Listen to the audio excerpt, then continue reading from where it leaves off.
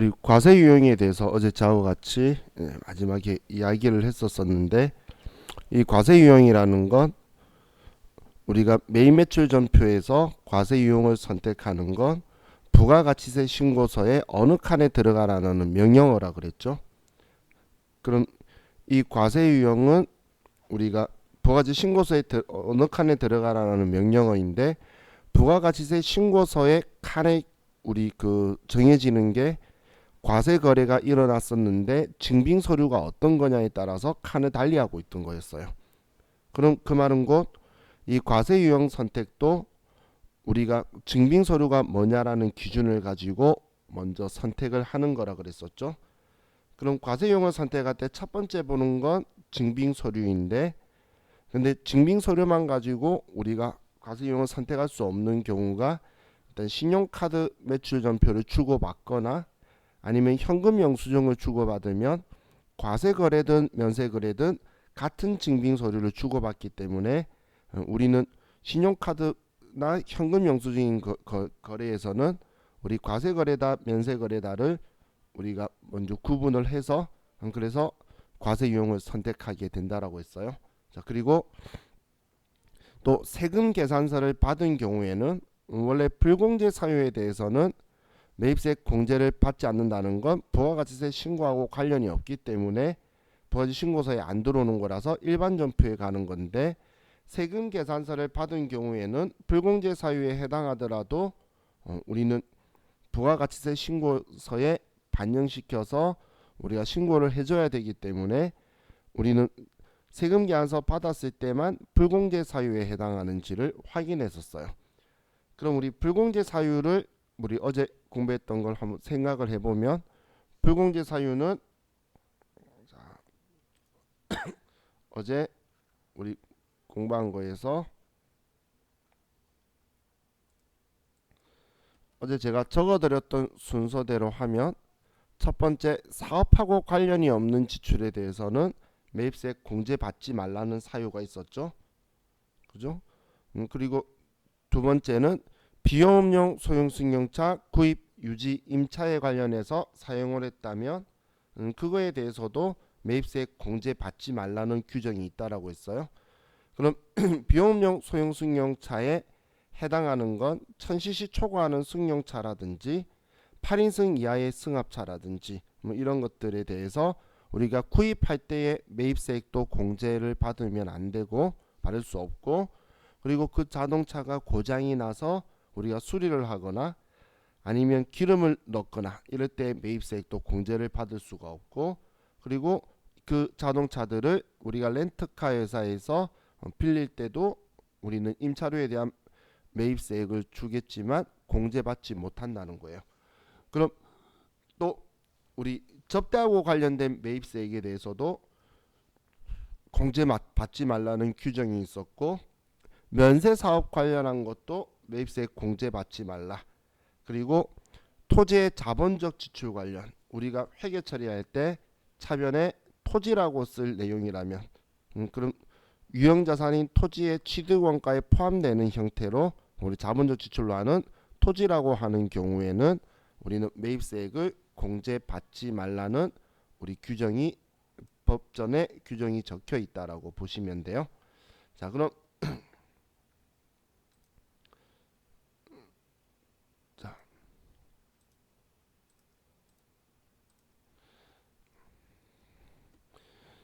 방금 제가 말한 이 불공제 사유를 여러분들이 오늘 저와 같이 수업하면서 인지를 하셔야 되는 게, 세금 계산서를 받았을 때에 이 불공제 사유의 해당 유무에 따라서 과세 유형이 두 개가 갈라지게 되죠. 그래서 세금 계산서 받았을 때는 우리는 불공제 사유인지를 확인해야 된다는 거예요.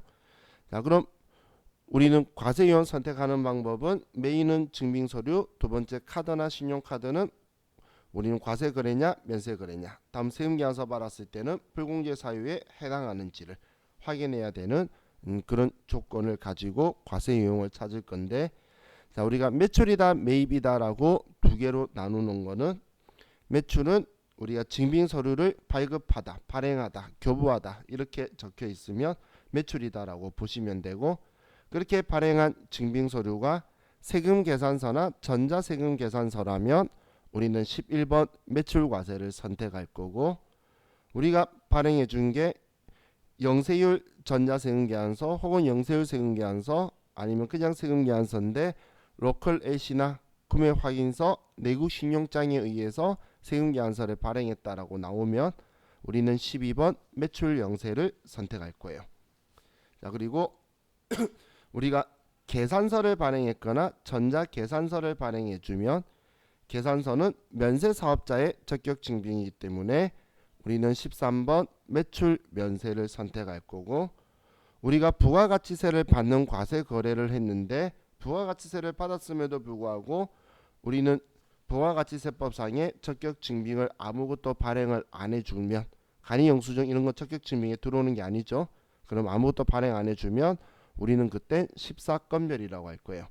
그럼 과세거래인데 증빙을 발행하지 않는 거에는 우리가 과거에 공부했던 간주공급이라든지, 이것도 세법이 매입세액 공제받은 물건에 대해서 매출세액 창출하는 일을 안 하니까 얘를 팔았다고 해버리는 거였는데, 그걸 팔았다고 할 때 판 대상이 있는 건 아니었죠. 그래 증빙을 발행할 수 없는데 시가로 팔아버렸으니까 10% 가지고라는 과세거래로 만드는 것도 14건별로 들어갈 거라 그랬어요. 그리고 우리가 직수출이라든지 선적이라는 글자가 문제에서 보이게 되면 우리는 16수출을 선택할 거고, 자, 신용카드 매출전표를 발행하여 주었다 혹은 카드로 결제받았다 이런 말이 나오면 우리는 과세거래냐 면세거래냐. 과세거래 면세거래는 우리 제일 쉽게 먼저 구분할 수 있는 방법은 증빙서류가 있으면 증빙서류에 공급가액과 세액이 별도로 적혀 있으면 과세거래인 거예요. 공급가액하고 세액이 따로 적혀 있으면 그걸 과세거래라고 볼 수 있겠죠. 근데 증빙서류가 없을 때는 거래 금액이 공급 대가다, 부가세 별도다 적혀 있으면 과세품이라고 볼 수 있고, 근데 그거마저도 안 적혀 있다면 우리는 물건이 과세품인지 면세품인지 여러분들이 보고 이제 판단을 하셔야 돼요. 그럼 우리가 과세품이라면 17번 카드 과세, 면세품이라면 18번 카드 면세. 근데 만약에 지금까지 단 한 번도 나온 적이 없어. 세무일급까지 세무일급도 안 나왔어요. 한 번도. 신용카드로 우리가 결제받았는데 그 신용카드로 결제받을 때 로컬 LC나 내국 신용장 구매 확인서에 의해서 물건 공급하면서 카드로 결제받는다면 우리는 19번 카드 영세라고 하게 돼요. 실질적으로 영세율로 카드를 결제해 주려고 그러면 카드 단말기 손을 많이 대야 돼요. 그래서 저도 지금까지 실질적으로 단 한 번도 본 적이 없는 거래요. 자, 다음 우리 면세건별 전자매출은 필요 없고, 자, 현금 영수증 혹은 사업자용 사업자 등록번호로 주고받는 현금 영수증이 우리 지출증빙 영수증이라고 하죠. 그럼 우리 현금 영수증을 우리가 발행을 했는데 그게 과세거래라면 22번 현금과세, 면세거래라면 23번 현금 면세, 그리고 영세율에 관련된 내국신용장이나 구매 확인서에 의한다면 현금 영세라고 하는데, 자, 이것도 쓸 일은 이건 절대 없어요. 자, 얘가 있으면 반대되는 산업회사가 있어야 되는데 산업회사에 현금 영세가 없죠. 그렇죠? 그렇기 때문에 일반적으로 일어나지 않는다라는 이야기예요. 현금 영수증은 우리가 끊어주는 건데 이거 끊지 말고 그냥 세금계산서 발행해 주라는 이야기예요. 사업자들끼리 할 때는. 그래서 여기 없어요. 그럼 얘가 있으면 반대되는 애는 있어야 될 거잖아. 현금 영세가. 그죠? 근데 이 프로그램만이 아니라 스마트 A 말고 K랩에도 가도 없어요. 그래서 얘는 그냥 형식상 보인다라고 생각하시면 되니까 어제 제가 설명도 안 했던 거죠. 자, 그럼 우리 매입이라고 하는 거는 증빙 서류를 우리가 받은 거예요. 그럼 우리가 증빙 서류를 받았다, 발급받았다, 교부받았다, 수취하였다 이렇게 적혀 있는데 세금 계산서를 받았다, 전자세금 계산서 받았다면 이때는 불공제 사유에 해당하는지 해당하지 않는지를 봐서 불공제 사유에 해당하지 않는다면 매입세 공제가 되는 거예요. 그럼 51번 매입과세고, 불공제 사유에 만약에 해당한다면 54번 불공에 들어가서 불공제 사유를 선택해 줄 거예요. 자, 그럼 그 일반적으로 상품이나 원재료를 산다면 당연히 우리 과세 사업에 쓰려고 그 계정 과목을 쓰는 거겠죠. 상품이나 원재료라는 건. 그렇기 때문에 상품이나 원재료를 사는 경우는 그냥 무조건 세금계산서 받았다면 51번 매입과세라고 봐도 문제가 없어요. 자, 다음 우리가 세금계산서를 발급받는데 혹은 전자세금계산서 발급받는데 우리가 내국신용장 구매 확인서를 제시를 해서 우리가 세금계산서 받았다면 그때는 영세율 세금계산서를 받는 거예요. 그럼 그때 52번 매입 영세. 또 계산서는 면세사업자의 적격 증빙이라 그랬죠. 이 계산서를 발급받으면 매입이니까 53번 매입 면세, 발급을 하면 13번 매출 면세 이렇게 되는 거예요. 또 우리 수입세금 계산서, 수입전자세금 계산서 혹은 어디 세관이라고 적혀 있으면 그럼 과세 유형을 55번 수입으로 하고 또 우리가 법인카드로 사업용 카드로 결제하였다 혹은 신용카드 매출전표를 수취했다 이런 말이 나오면 과세거래냐 면세거래냐 확인해서 과세거래면 57번 카드과세, 면세거래라면 58번 카드면세. 그리고 현금 영수증을 받았는데 과세거래라면 61번 현금과세, 면세거래였으면 62번 현금면세. 자, 지금 이 글자는 매입이다 매출이라는 이런 수식어들을 빼고 우리 매입 매출 전표에 글자가 적혀 있기 때문에 우리는 그걸 가지고 우리가 찾으면 되니까 번호 외울 필요는 없고 어떤 경우에 어떤 유형을 선택한다라는 걸 여러분들이 먼저 인지를 하시면 돼요. 자, 그럼 우리 스마트A 프로그램에서 3장 완료로 들어가시고 3장 완료.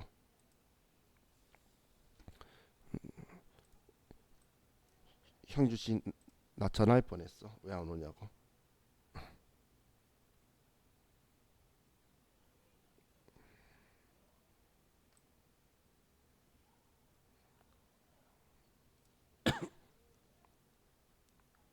찍으면 사인 보내줘요.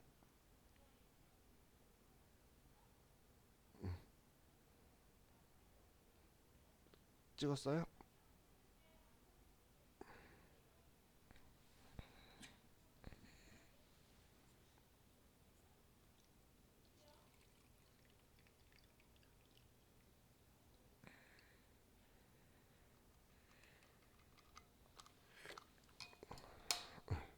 옛날에 그 지금처럼 이런 분위기가 아니고 지구훈련 시설에 지금 제가 우리 학원은 지구훈련 시설이에요. 근데 지구훈련 학교에서 할 때는 한 번 교섭할 때는 늦잠 잤겠지. 두 번째 교섭하면 전화하고 세 번째 교섭하면 가정 방문했었어요. 지구훈련 학교 다닐 때는. 근데 지금 다 성인이니까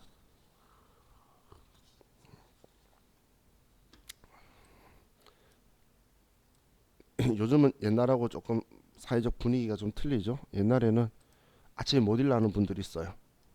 아침에 못 일어나시면 몇 번 지각하다가 저한테 이야기를 해요. 출근할 때 어느 길로 오냐고. 자기 좀 깨워서 데리고 가라 그래서 제 차에 제 빼고 4명을 실어서 딱 5명 정원으로 매일 아침마다 온 적도 있었어요. 근데 요즘은 옛날 분들처럼 그런 분위기가 잘 안 되죠. 근데 옛날에는 우리 이 수업을 전산 세무 2급까지 하는 수업을 600시간 700시간씩 했었어요. 지겹도록 보고 있죠. 하루에 8시간 보고. 그러니까 다들 알았어요. 나이 어린 애들은 부모님들도 알고 그 부모님하고 저 술 마시러 다니고 막 그랬었어요. 옛날에는. 근데 지금은 그냥 다 자기만 이제 중심적으로. 자, 이제 우리 매입 매출 전표 입력으로 와서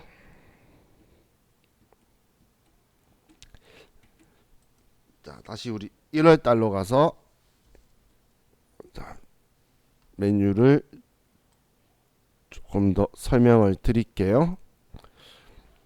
자, 우리가 세금 계산서 발행하고 100만 원짜리 물건을 팔았다고 볼게요. 자, 이걸 외상으로 판 거예요. 외상으로. 자, 그럼 1월 1일 날 세금 계산서 발행했으면 11번이라고 여기다 치는 거예요. 자, 11번이라고 따라 쳐보시고, 그리고 제품을 판 거라면 제품이라고 치고, 예를 들어서 만원짜리 100개 팔았으면 수량 100개 단가 만원이다 치면 100만원에 10만원이다 라고 나오죠. 자, 그리고 자, 거래처는 F2번 누르거나 한글로 두자. 우리 뭐 코디나라라고 할 거면 코디 두자 치고 엔터 치면 나오는 건 우리 일반 전표 때 거래처 쓰는 거랑 방법 똑같죠. 자, 그리고 전자세금 계산서다 아니다라는 건데, 이 전자세금 계산서를 적법하게 발급 전송을 하면 우리 매출차별 세금 계산서 합계표를 제출 안 해도 된다라고 했죠. 그런데 적법하게 발급 전송 안 했거나 종이로 하게 되면 우리 세금 계산서 합계표를 제출해야 되기 때문에 여기가 중요한 요소로 들어가는데, 근데 세금 계산서를 발행하는 방법이 여기 도전 프로그램이라 그러면 빌 365라든지 K랩이면 베스트빌이라는 회사하고 연계가 되어 있어요. 건당 200원으로. 그럼 그 이 프로그램을 이용해서 발행하면 컴퓨터가 발행을 전자세금 계산서 발행했다는 걸 당연히 아니까 전자 발행이라고 체크해 주는데, 우리가 이 장부는 쓰고 있는데 홈택스나 이런 곳에서 직접 바로 발행할 수도 있다라는 거예요. 혹은 다른 프로그램에서. 그런 경우에는 여기에 전자세금 계산서라고 내가 사인을 보내줘야 되겠죠. 그 사인 보내주는 게 아래쪽에 보시면 1번의 전자입력이다. 우리 다른 곳에서 우리가 전자세금 계산서 발행했다는 거예요. 그럼 매입인 경우에는 지금 이 프로그램으로 해서 필365 계정으로 제대로 들어오지 않으면 인식이 안 돼요. 그러면 우리는 전자세금 계산서 적법하게 발급한 거다 혹은 받은 거다라고 표시하는 게 1번이고, 전자가 아니면 얘는 그냥 이렇게 비워두는 거예요. 꼭 0번 누를 필요 없이 비워두면 전자세금 계산서가 아니라는 걸 컴퓨터가 인지를 해서 세금 계산서 합계표 작성해야 되는 쪽으로 구분을 하면서 들어가 줄 거예요, 컴퓨터가. 자, 그럼 이제 우리 여기 분계라고 적혀 있는데, 자, 이 분계는 이 아래쪽이 우리 일반 전표라고 제가 말했었죠. 그럼 이 아래쪽이 일반 전표인데, 이 일반 전표에 우리가 분계해서 그 일반 전표 할 때에 입금 전표, 출금 전표가 있었죠. 근데 입금이다, 출금이다라는 건 컴퓨터가 어차피 여기서 11번이면 매출이고 51번이면 매입이라는 거 안다는 거예요. 그렇기 때문에 1번 현금이라고 하면 얘가 매출이면 판 거니까 현금으로 입금 전표가 아래 만들어지고, 그리고 만약에 매입이었으면 돈 줘야 될 거잖아. 현금이라 그러면 대변에 현금이 자동으로 들어가는 출금 전표가 만들어지는 거예요. 또 우리 2번 외상이라는 버튼을 누르면 컴퓨터가 일반적인 상거래고 전액일 때만 사용을 할 건데, 지금은 매출이죠. 매출이면 우리는 대변의 제품 매출 그리고 부가가치세 그리고 이 돈 다 받을 건데 일반적인 상거래니까 외상 매출금이다라고 차변에 써야 되겠죠. 그걸 컴퓨터가 도와주려고 편하게 만들어 준 거예요. 여러분들이 2번이라고 한번 쳐보세요. 숫자 2번, 여기 2번. 그러면 분계를 컴퓨터가 다 해줬죠. 그럼 컴퓨터가 차변의 외상 매출금, 대변의 부가세 예수금, 얘 예수금이죠. 매출세액은 내 돈 아니니까. 난 100만원에 팔았는데 부가가치세법이 너가 판 물건 가격의 10만원을 너가 대신 받아서 납부하는 거잖아. 그게 매출세액이죠. 그래서 매출세액에 우리가 대신 납부하는 걸 예수금이라고 그러고, 그게 부가가치세면 부가세 예수금이라고 하는 거예요. 그래서 이 두 개 분계가 자동으로 들어오게 되죠. 그리고 상품 매출이라는 거는 환경 설정에서 자주 사용하는 것들을 그냥 보이도록 띄워놓은 거예요. 그럼 자주 사용하는 거 아니면 이제 우리 얘는 바꿔주는 건데, 자주 쓰는 거를 이렇게 올려둔 거예요. 그럼 지금 이 분계는 외상 매출금하고 외상 매출금의 금액을 수정을 못하죠. 그렇기 때문에 2번 외상이라는 이 버튼을 누르는 경우는 전액 일반적인 상거래로 외상일 때, 일반적인 상거래인데 전액을 외상했을 때만 이 기능 키를 쓰면 편하게 쓰실 수 있는데, 그거 아닐 때 이걸 써버리면 계정 과목 틀려서 만약에 일반적인 상거래 아닌데 우리가 외상 매출금이나 쓰면 분계 틀려서 그냥 오답이에요. 그렇기 때문에 그때만 쓰는 거예요. 자, 그럼 다시 분계 클릭하셔서 3번 혼합이라고 적혀 있는 것 있죠. 3번 혼합은 우리 그 일반 전표에서 차변 대변 내가 다 쓰겠다는 거예요. 차변 대변 대체 전표를 말하는 거예요. 그럼 여기 제가 지금 여러분은 그대로 외상되어 있는 대로 두세요. 외상되어 있는 대로. 그럼 외상으로 여러분 하셨는데 저는 혼합이라고 해서 대변에 상품 매출 맞고 차변에 외상 매출금 110만 원이다.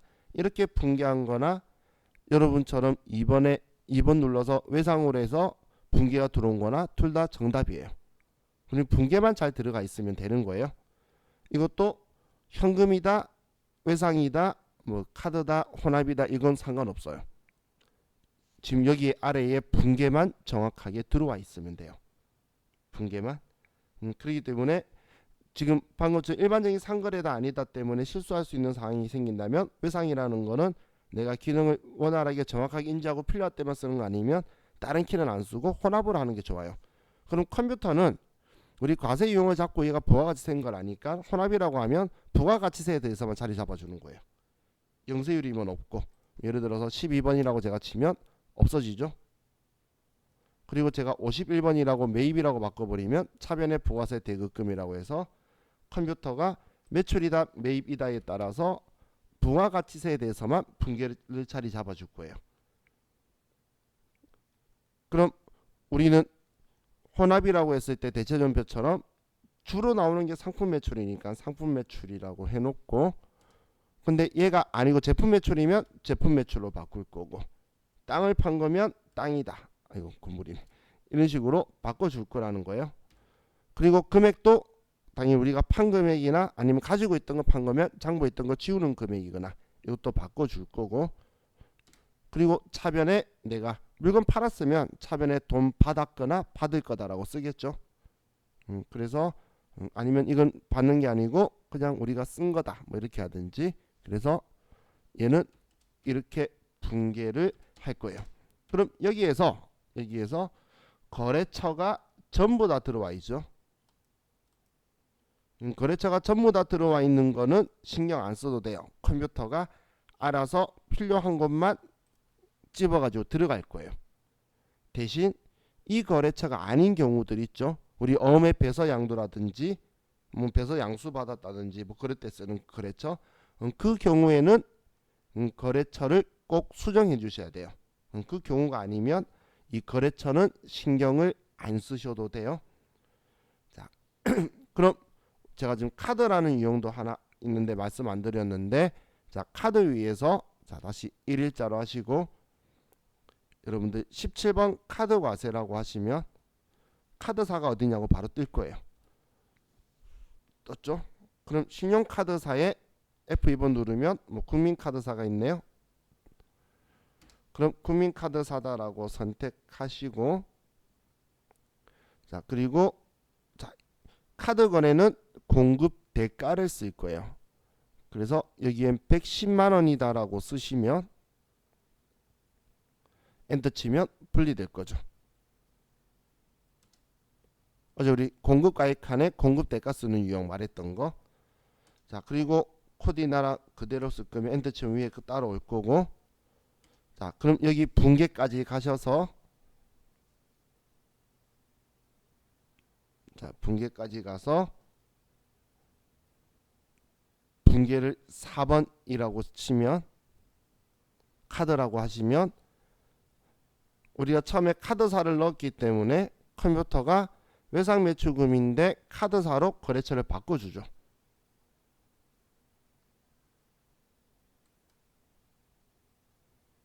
됐나요? 방금 우리 강윤경 씨만 응 됐다고 거의 끄덕해줬어. 나머지 분은 한 번도 못 봤어요. 성경 씨 잘 되고 있는 거 맞죠? 얼굴이 눈이 너무 바빠. 그래서 걱정돼요. 자, 그럼 자, 지금 이건 이 카드라는 방법을 써도 되고 아니면 자 이건 화면만 보시면 똑같은 건데 얘를 혼합이라고 해서 4번의 외상 매출금에 국민카드사다라고 이렇게 푼게도 정답이에요. 지금 이거에도 정답이고 이거에도 정답이에요. 어차피 분 게 똑같은 거잖아. 위아래 순서만 틀리지. 그죠? 그래서 여기 분계 유형은 시험 채점 기준이 아니에요. 얘는 채점 기준이 아니니까. 자, 그럼 지금 이 카드라는 거나 외상을 쓸 때는 조심할 게 일반적인 상거래다 아니다 뭐 이거에 대한 거 없이 얘가 고정이 되어 있죠. 이 고정들은 우리 메뉴에 보면 환경 설정이라고 있는데 이 환경 설정에서 여기 회계 칸에 가보면 우리 방금 매출이면 상품 매출이라 글자 나온 건 여기에서 이걸 자주 쓰니까 이걸로 먼저 기본적으로 나와 달라고 설정해 놓은 거예요.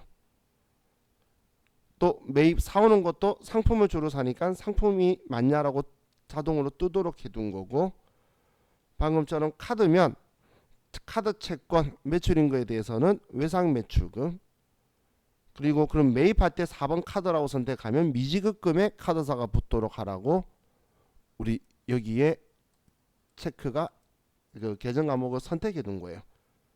그렇기 때문에 그럼 이 계정 과목으로만 자동으로 정확하게 얘가 나오기 때문에 일반적인 상거래 아닐 때나 일반적인 상거래일 때 내가 매입일 때 써버리면은 지금 얘가 만약에 제가 매입으로 원재료를 샀어요. 57번 카드 와세로 해서, 그리고 제가 원재료를 사는데 이때 카드라고 해버리면은 상품 사는 건데 미지급금이라고 됐잖아요. 그러면 이 답은 틀린 답이 된다는 거예요. 아래는 일반 전표니까 일반적인 상거래면 외상 매입금에 카드사 붙어야 되는데 이렇게 붙으면 안 된다는 거예요. 그렇기 때문에 이걸 카드라 외상이라는 걸 선택하실 때는 여러분이 신중하게 선택하셔야 돼요. 신중하게. 자, 근데 우리 그 시험에서는 이 AT 시험은 세무사 시험은 또 다른 스타일로 할 거고, AT 시험은 카드는 문제에 맞춰서 계정 과목을 만들어 뒀어요. 매입일 때 외상 매입금 써야 될 문제가 있으면 외상 매입금을 만들어 놓고, 미지급금으로 해야 될 문제가 있으면 미지급금으로 환경 설정을 해두기 때문에 그 이유가 있긴 해요. 그렇기 때문에 우리는 카드일 때 제가 카드를 주로 쓰긴 할 건데, 또 우리 K랩에서는 그 조건하고 또 다른 옵션으로 좀 사용을 할 거예요. 자, 그래서 자, 그럼 여기에서 우리가 시험에 채점 기준에 들어오는 걸 보면, 우리 채점 기준에는 자, 날짜는 채점 기준이에요. 정확하게 공급식이기 때문에. 다음 문제 유형도 과세 유형 있죠. 과세 유형도 부가가치세 신고서 몇 번 칸에 들어가라라는 명령어이기 때문에 당연히 얘도 채점 기준이고, 품명 수량 단가는 채점 기준 아니에요. 다음 공급 가액은 하고 세액은 당연히 채점 기준인데, 과세 유형만 맞춰두면 공급 가액에 쓰면 부가가치세가 알아서 금액이 들어올 거기 때문에. 자, 그리고 거래처도 코드명을 선택하는 방식으로 해서 되게 될 거고, 전자세금 계산서다 아니다도 우리는 뒤에 다른 부속 서류에 영향을 미치기 때문에 얘도 채점 기준이에요. 그럼 지금 제가 네모박스 한 거에 대해서는 우리는 채점 기준에 들어가게 되는 거고, 그럼 그 외에 여기 품명 수량 단가 이런 거 분계 유형, 이거는 시험 채점 기준이 아니란 이야기예요. 그럼 품명을 뭘로 하고 쓰지? 수량 단가 써야 되나 말아야 되나? 분계 유형은 꼭 외상해야 되나? 이런 고민은 하실 필요가 전혀 없는 거예요.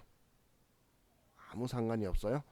지금 이렇게 수량 단가를 쓴 거나 안 쓴 거나 아무 상관없어요. 공급가액 100만 원만 있으면 돼요. 근데 문제에서 알려주면 있는 그대로 쓰는 게 제일 마음이 편하겠죠. 그렇기 때문에 세금계산서 발행할 때 똑같은 형태로 발행하려고 써주긴 할 건데 너무 신경 많이 쓰실 필요는 없어요. 자, 그럼 우리 사용 방법은 이제 여기까지만 보면 되고, 자 이제 지울게요. 앞에 네모박스 체크를 하고 삭제.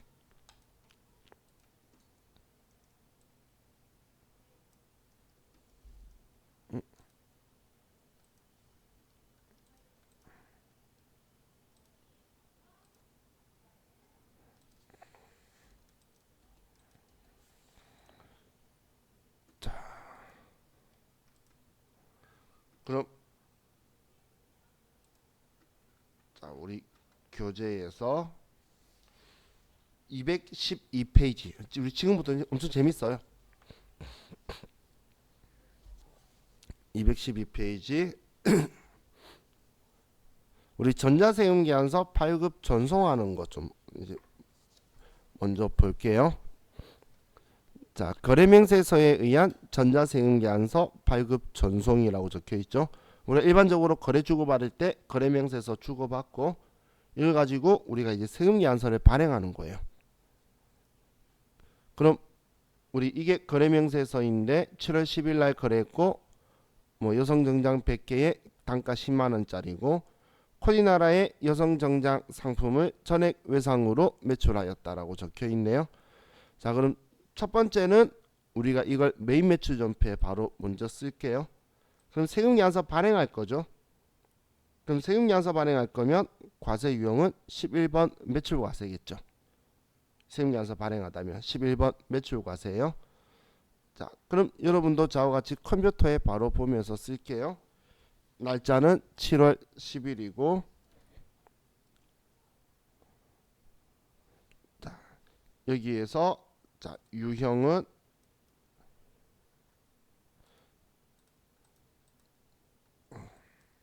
자, 유형은 11번 매출과세.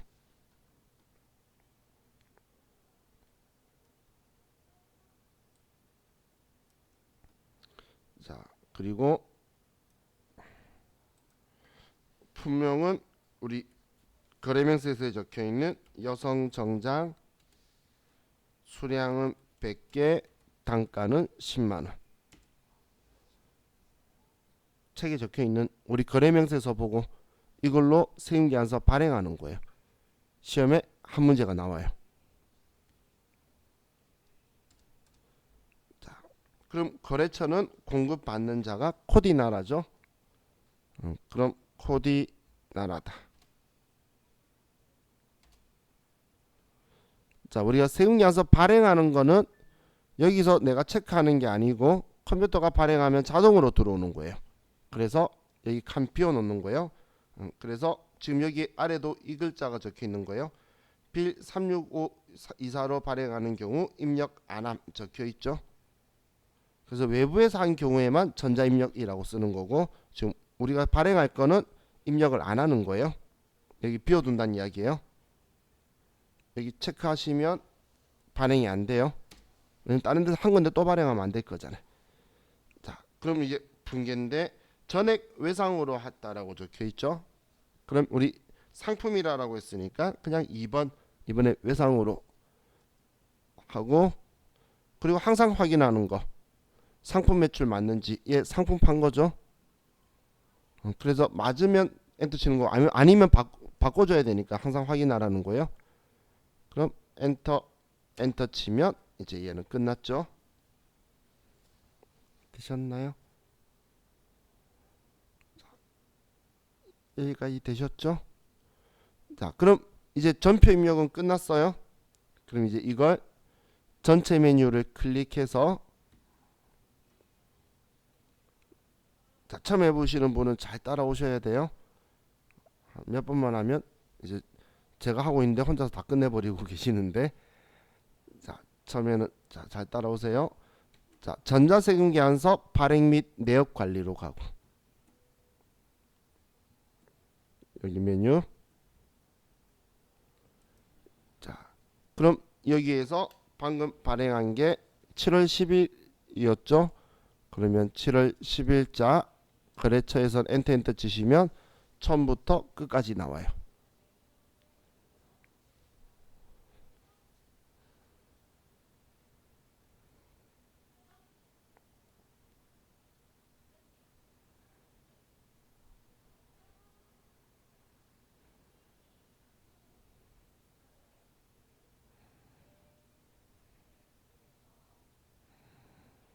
자, 여기까지 되셨죠?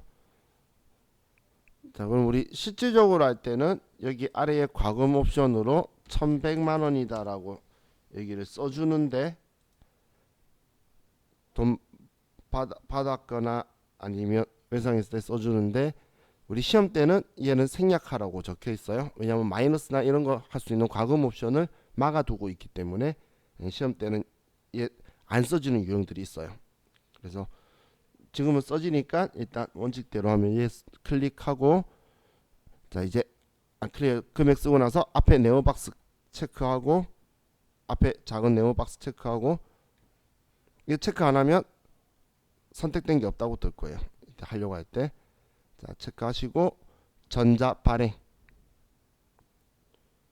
위에 전자 발행 클릭하시고, 그럼 여기에서 확인.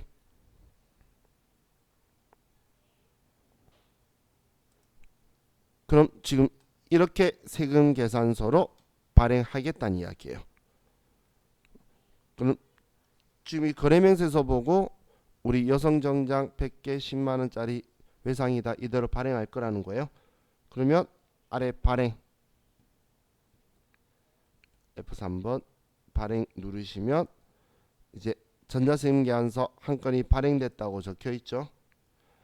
그럼 이제 국세청에는 우리 하도 사람들이 전송을 안 하니까 프로그램이 다음 날 새벽에 국세청으로 자동으로 전송되도록 설정이 돼 있는 거예요.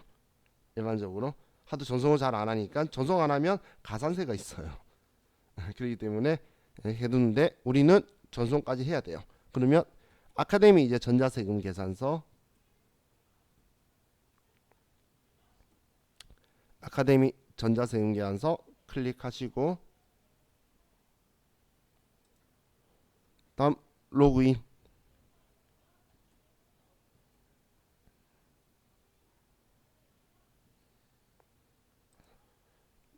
그럼 여기에서 매출 조회,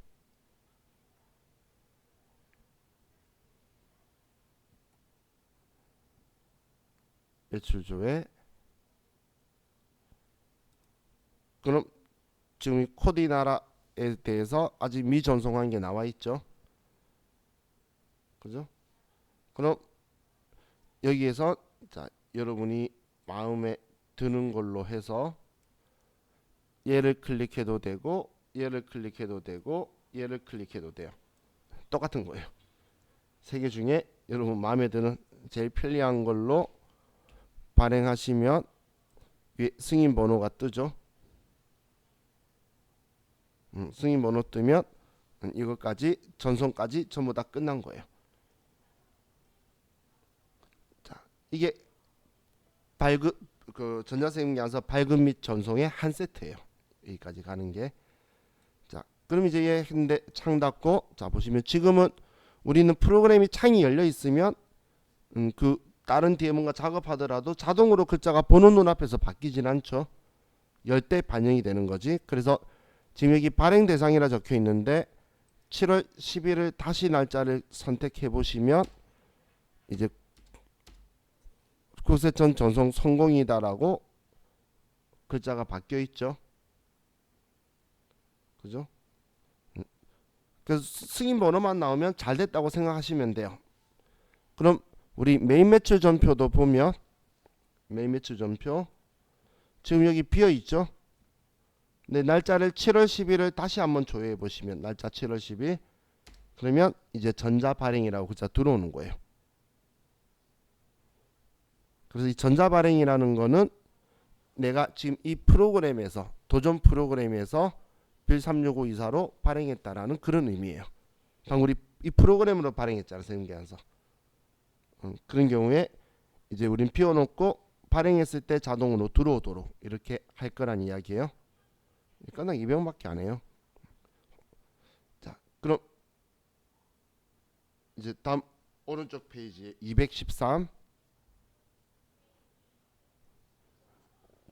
이번에도 똑같이 거래명세서에 의한 전자세금계산서 발급 전송하는 거니까 세금계산서 발급하는 거는 11번 매출과세, 세금계산서 발급 11번 매출과세고, 데일리룩의 여성 자켓 상품을 전액 현금으로 매출하였다. 이번에 현금으로 상품을 매출을 한 거죠. 자, 그러면 다시 이제 메인 매출 전표의 날짜 7월 15일이죠. 거래일자가 7월 15일이니까 15일 날 세금계산서 발행할 거니까 11번 매출과세 11.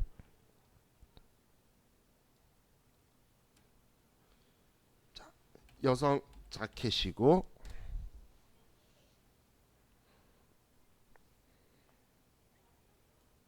수량은 1000개, 단가는 5만원.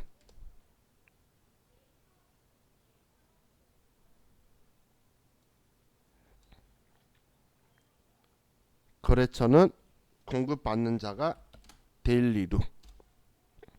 자, 이번에도 세금계산서 발급할 거기 때문에 여기 칸은 비워놓고, 자, 이번에는 우리 현금 거래니까 팔았잖아. 돈 받아야 되겠죠. 1번 현금이라고 한번 눌러볼게요. 그러면 입금 전표가 아래 나오는 거예요. 아래 입금이다라고 나오죠. 그러면 상품 매출한 거 맞으니까 이렇게 하면 전표 임명은 끝났어요.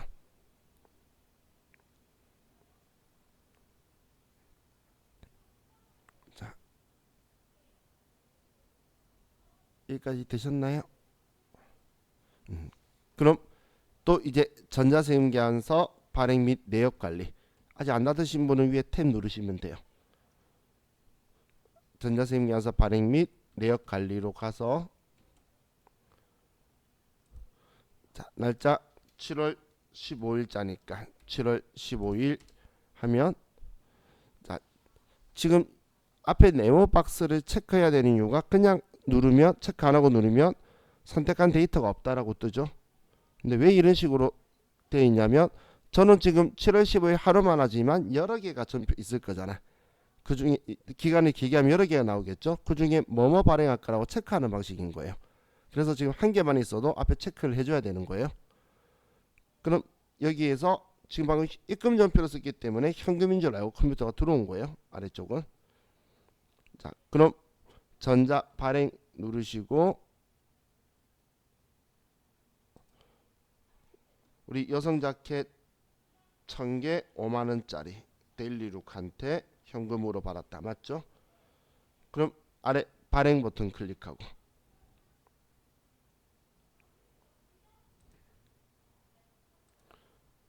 다음 이제 아카데미 전자세금 계산서 가서 로그인하고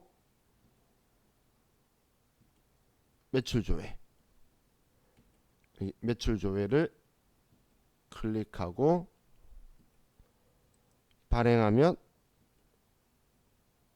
승인 번호 확인하시면 끝이죠. 승인 번호까지 나오면 전부 다 끝난 거예요.